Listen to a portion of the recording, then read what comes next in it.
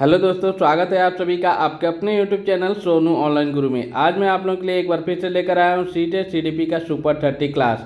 ये सारे प्रश्न बहुत ही ज़्यादा महत्वपूर्ण है और सीटेट एग्जाम के प्रीवियस ईयर के परीक्षाओं में बार बार पूछे जाने वाले प्रश्न हैं। तो वीडियो को बिना स्किप किए आप लोगों को लास्ट तक देखना है। वीडियो अच्छी लगे तो वीडियो को लाइक करना है, शेयर करना है और चैनल पर नए हैं तो चैनल को सब्सक्राइब कर लेना है। तो आइए देखते हैं, पहला क्वेश्चन है आप लोगों के लिए। क्वेश्चन नंबर 68, परामर्श का उद्देश्य है। आपके ऑप्शन है ए बच्चों का समझना, बी बच्चों की कमियों के कारण पता करना, सी बच्चे के समायोजन में सहायता करना, डी उपरोक्त सभी।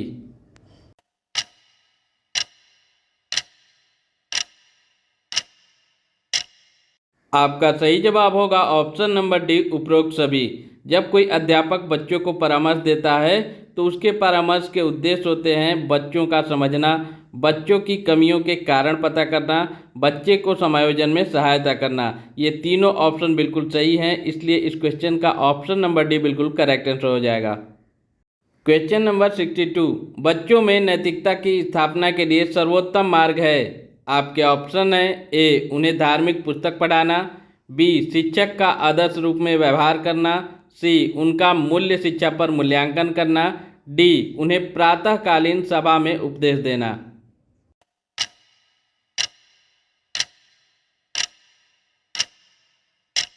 आपका सही जवाब होगा ऑप्शन नंबर बी शिक्षक का आदर्श रूप में व्यवहार करना। दोस्तों, यहाँ पर एक वर्ड आया है नैतिकता। नैतिकता से हमें एक क्वेश्चन प्राप्त होता है कि नैतिक विकास का सिद्धांत किसने दिया था। तो नैतिक विकास का सिद्धांत कोहलबर्ग ने दिया था, इसे भी आप लोगों को ध्यान रखना है। क्वेश्चन नंबर 63, शिक्षा में फ्रोबेल का महत्वपूर्ण योगदान था का विकास। शिक्षा के क्षेत्र में फ्रोबेल का किसके विकास के लिए महत्वपूर्ण योगदान था, यह आप लोगों को बताना है। आपके ऑप्शन है व्यावसायिक स्कूल, बी पब्लिक स्कूल, सी किंडरगार्टन, डी लैटिन स्कूल।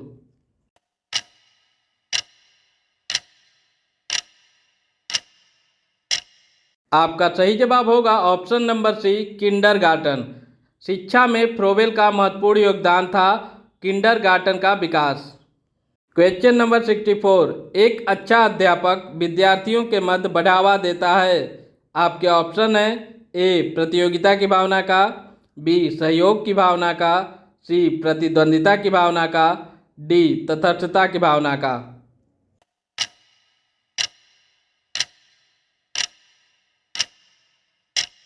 आपका सही जवाब होगा ऑप्शन नंबर बी सहयोग की भावना का। एक अच्छा अध्यापक विद्यार्थियों के मध्य सहयोग की भावना का बढ़ावा देता है। क्वेश्चन नंबर 65, शिक्षक का अति महत्वपूर्ण उद्देश्य है। आपके ऑप्शन है ए आजीविका कमाना, बी बच्चे का सर्वांगीण विकास, सी पढ़ना एवं लिखना सीखना, डी बौद्धिक विकास।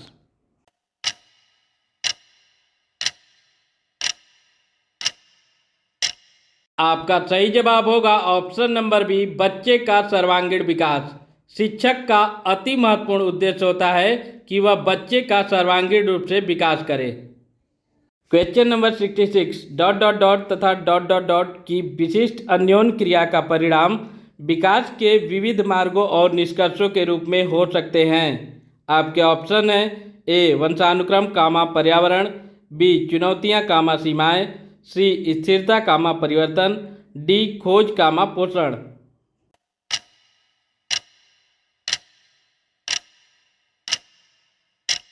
आपका सही जवाब होगा ऑप्शन नंबर ए वंशानुक्रम कामा पर्यावरण।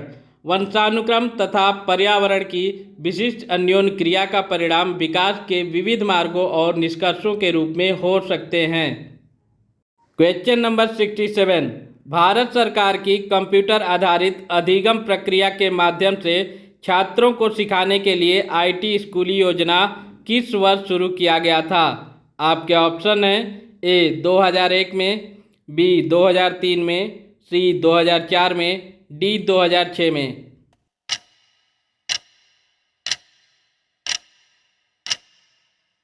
आपका सही जवाब होगा ऑप्शन नंबर सी 2004 में। भारत सरकार की कंप्यूटर आधारित अधिगम प्रक्रिया के माध्यम से छात्रों को सिखाने के लिए आईटी स्कूली योजना 2004 में शुरू किया गया था। क्वेश्चन नंबर 68, 6 से 14 वर्ष के बीच के आयु के बच्चों को एक मौलिक अधिकार के रूप में मुफ्त और अनिवार्य शिक्षा देने के उद्देश्य से सर्व शिक्षा अभियान किस वर्ष शुरू किया गया था? आपके ऑप्शन है ए 1996 में, बी 1998 में, सी 2001 में।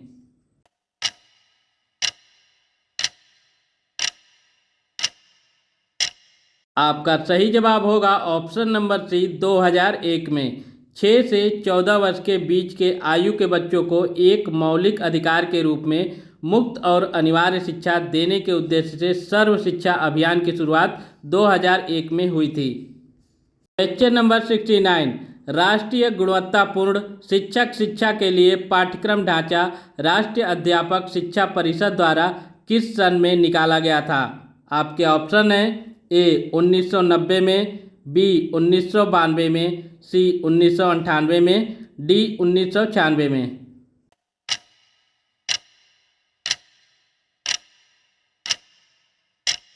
आपका सही जवाब होगा ऑप्शन नंबर सी 1998 में। राष्ट्रीय गुणवत्तापूर्ण शिक्षक शिक्षा के लिए पाठ्यक्रम ढांचा राष्ट्रीय अध्यापक शिक्षा परिषद द्वारा वर्ष 1998 में निकाला गया था।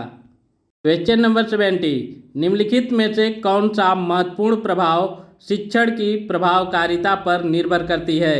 आपके ऑप्शन है ए विद्यालय की संरचना, बी शिक्षक को विषय की समझ, सी शिक्षक की योग्यता, डी शिक्षक की लिखावट।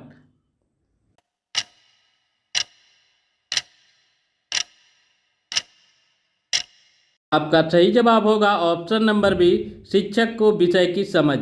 शिक्षक को विषय की समझ जो होती है वो शिक्षण की प्रभावकारिता पर निर्भर करती है। क्वेश्चन नंबर 71, शिक्षक निम्नलिखित के लिए शिक्षण संबंधी सहायता सामग्री का उपयोग करते हैं। आपके ऑप्शन है ए छात्रों को प्रभावित करने के लिए, बी शिक्षण को रोचक बनाने के लिए, सी छात्रों को एकाग्रचित बनाने के लिए, डी छात्रों के अंदर शिक्षण रखने के लिए।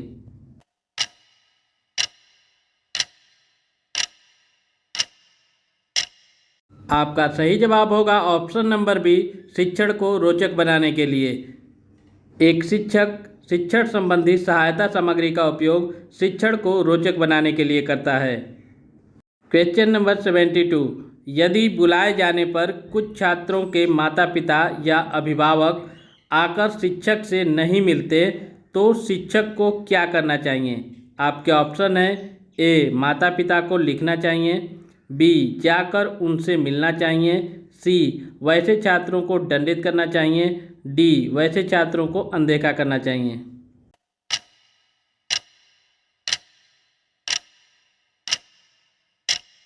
आपका सही जवाब होगा ऑप्शन नंबर बी जाकर उनसे मिलना चाहिए। यदि बुलाए जाने पर कुछ छात्रों के माता पिता या अभिभावक ना आएं या फिर ना आ सकें तो अध्यापक को खुद जाकर छात्रों के माता पिता से मिलना चाहिए। क्वेश्चन नंबर 73, किसी पठन सामग्री को एक रूप में पढ़ना कौन सी पढ़ाई के रूप में जाना जाता है? आपके ऑप्शन है ए बंटित, बी समूहित, सी अंतरालित, डी इनमें से कोई नहीं।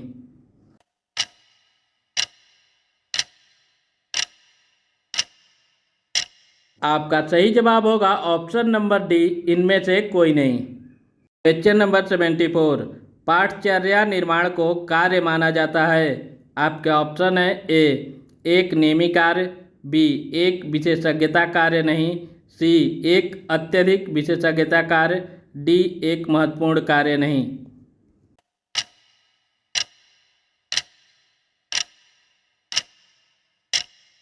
आपका सही जवाब होगा ऑप्शन नंबर सी एक अत्यधिक विशेषज्ञता कार्य। पाठचर्या निर्माण को एक अत्यधिक विशेषज्ञता कार्य माना जाता है। क्वेश्चन नंबर 75, विद्यार्थियों की प्रशंसा की जानी चाहिए। आपके ऑप्शन है ए एकांत में, बी अलग से, सी लोगों के बीच, डी व्यक्तिगत रूप से।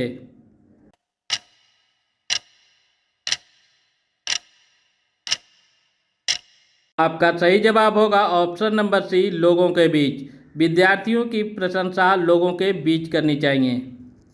क्वेश्चन नंबर 76, निम्नलिखित में से क्या उस खांचे या रेंज को सूचित करता है जिसके भीतर किसी योग्यता या गुण के लिए किसी व्यक्ति के प्रवीणता स्तर का फैसला किया जाता है। आपके ऑप्शन है ए ग्रेड, बी अंक, सी ग्रेड एवं अंक दोनों, डी इनमें से कोई नहीं।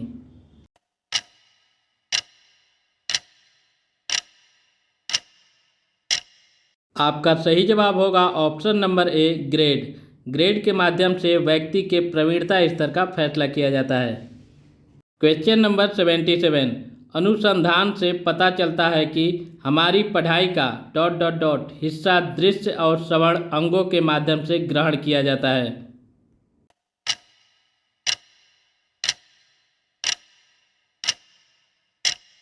आपका सही जवाब होगा option number B 85%।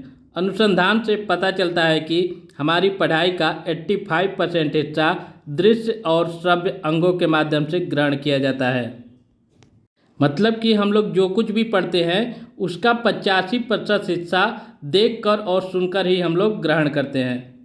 Question number 78, वर्ग कक्षा के माहौल में एक सकारात्मक पढ़ाई वातावरण स्थापित और मजबूत करने के अधिकार को निश्चयात्मक अनुशासन क्या करती है?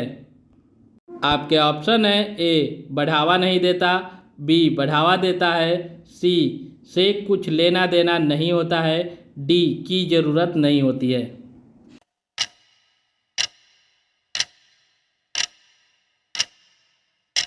आपका सही जवाब होगा ऑप्शन नंबर बी बढ़ावा देता है। वर्ग कक्षा के माहौल में एक सकारात्मक पढ़ाई वातावरण स्थापित और मजबूत करने के अधिकार को निश्चयात्मक अनुशासन बढ़ावा देता है।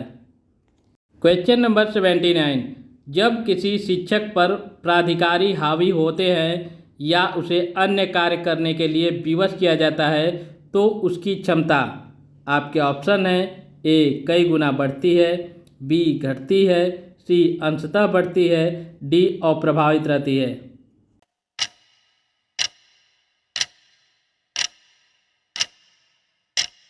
आपका सही जवाब होगा ऑप्शन नंबर बी घटती है। जब किसी शिक्षक पर प्राधिकारी हावी होते हैं या उसे अन्य कार्य करने के लिए विवश किया जाता है तो उसकी क्षमता घटती है। क्वेश्चन नंबर 80, छात्रों के सही मूल्यांकन के लिए निम्नलिखित में से किस विधि का प्रयोग किया जाना चाहिए? आपके ऑप्शन है ए रचनात्मक मूल्यांकन, बी सतत मूल्यांकन, सी कोर्स के अंत में मूल्यांकन, डी प्रत्येक छमाही पर मूल्यांकन।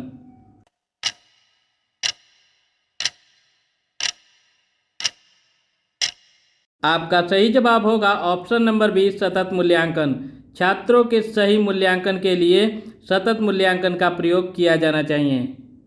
क्वेश्चन नंबर 81, एक शिक्षक को समाज में सम्मान मिलना चाहिए जब वह, आपके ऑप्शन है ए एक आदर्श जीवन जीता हो, बी निष्ठापूर्वक अपनी ड्यूटी करता हो, सी प्रभावशाली तरीके से पढ़ाने में सक्षम हो, डी ये सभी।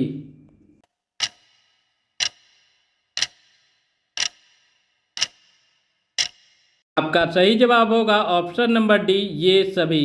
एक शिक्षक को सम्मान मिलना चाहिए जब वह एक आदर्श जीवन जीता हो, निष्ठापूर्वक अपनी ड्यूटी करता हो और प्रभावशाली तरीके से पढ़ाने में सक्षम हो।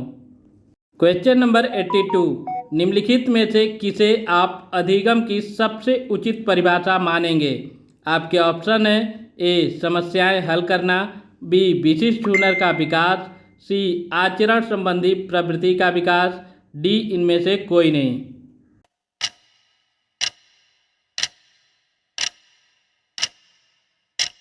आपका सही जवाब होगा ऑप्शन नंबर डी इनमें से कोई नहीं।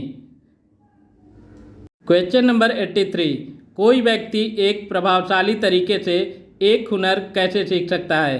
आपके ऑप्शन है ए अवलोकन करके, बी सुनकर, सी पढ़कर, डी खुद करके।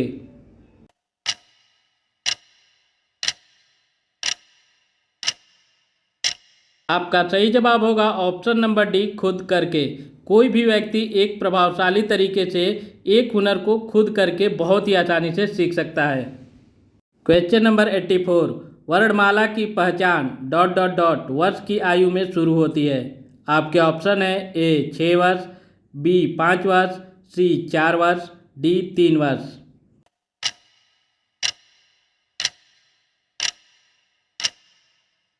आपका सही जवाब होगा ऑप्शन नंबर डी 3 वर्ष। वर्णमाला की पहचान 3 वर्ष की आयु में शुरू हो जाती है। क्वेश्चन नंबर 85, विद्यार्थियों में सामाजिक विकास विकसित करने हेतु एक अध्यापक को चाहिए कि वह जाने। आपके ऑप्शन है ए विद्यार्थियों के व्यक्तिगत रुचियों को, बी विद्यार्थियों के शारीरिक विकास को, सी विद्यार्थियों के सभी पक्षों को, डी विद्यार्थियों के कार्य निष्पादन को।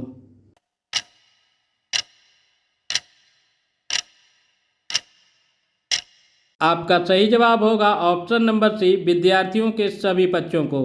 विद्यार्थियों में सामाजिक विकास विकसित करने हेतु एक अध्यापक को चाहिए कि वह जाने विद्यार्थियों के सभी पक्षों को। क्वेश्चन नंबर 86, शब्द आइडेंटिकल एलिमेंट्स समान तत्व निम्न से गहन संबंध रखता है। आपके ऑप्शन है ए समान परीक्षा, बी सहयोगियों से ईर्ष्या, सी अधिगम स्थानांतरण, डी समूह निर्देशन।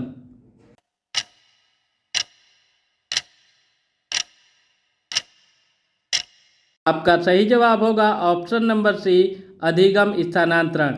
आइडेंटिकल एलिमेंट्स अधिगम स्थानांतरण से गहन संबंध रखता है।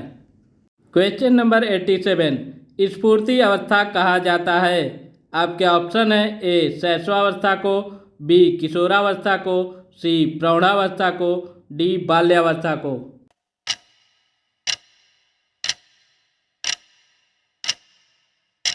आपका सही जवाब होगा ऑप्शन नंबर डी बाल्यावस्था को। बाल्यावस्था को स्फूर्ति अवस्था भी कहा जाता है। क्वेश्चन नंबर 88, वातावरण वह बाहरी शक्ति है जो हमें प्रभावित करती है, यह किसने कहा है। आपके ऑप्शन है ए वुडवर्थ ने, बी रॉस ने, सी एनास्टसी ने, डी इनमें से कोई नहीं।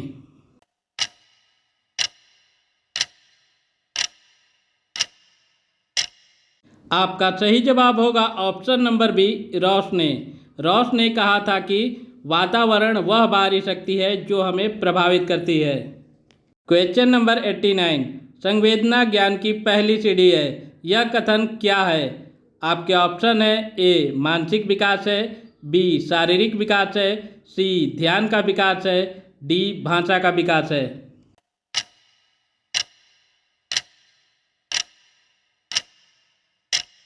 आपका सही जवाब होगा ऑप्शन नंबर ए मानसिक विकास है। संवेदना ज्ञान की पहली सीढ़ी है, यह कथन मानसिक विकास है। क्वेश्चन नंबर 90, मानव विकास के संबंध में कौन सा कथन गलत है। आपके ऑप्शन है ए विकास पूर्वानुमेय होता है, बी विकास सामान्य से विशिष्ट की ओर होता है, सी विकास रेखीय होता है, डी विकास निरंतर होने वाली प्रक्रिया है।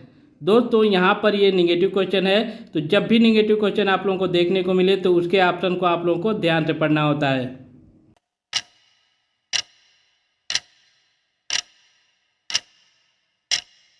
आपका सही जवाब होगा ऑप्शन नंबर सी विकास रेखीय होता है। तो दोस्तों ये थे सीटेट सीडीपी के टॉप 30 क्वेश्चन। ये सारे प्रश्न सीटेट एग्जाम की प्रीवियस ईयर की परीक्षाओं में बार बार पूछे जाने वाले प्रश्न हैं। तो जो भी बच्चे सीटेट एग्जाम की प्रिपरेशन कर रहे हैं उनके लिए ये क्लास बहुत ही ज़्यादा इम्पॉर्टेंट है। हमारी ये क्लास आप लोगों को कैसी लगी कमेंट बॉक्स में ज़रूर बताइएगा। वीडियो अच्छी लगी तो वीडियो को लाइक कीजिएगा, शेयर कीजिएगा और चैनल पर नए हैं तो चैनल को सब्सक्राइब कर लीजिएगा। साथ ही साथ आप लोग बेल आइकॉन भी प्रेस कर लीजिएगा, जिससे हमारे चैनल पर आने वाले सभी वीडियोज़ के नोटिफिकेशन आप लोगों को समय से मिलता रहे और हमारे चैनल पर आने वाली सभी जानकारियाँ आप लोगों को समय से मिलती रहे। मिलते हैं नेक्स्ट वीडियो में, तब तक के लिए bye bye, thanks for watching.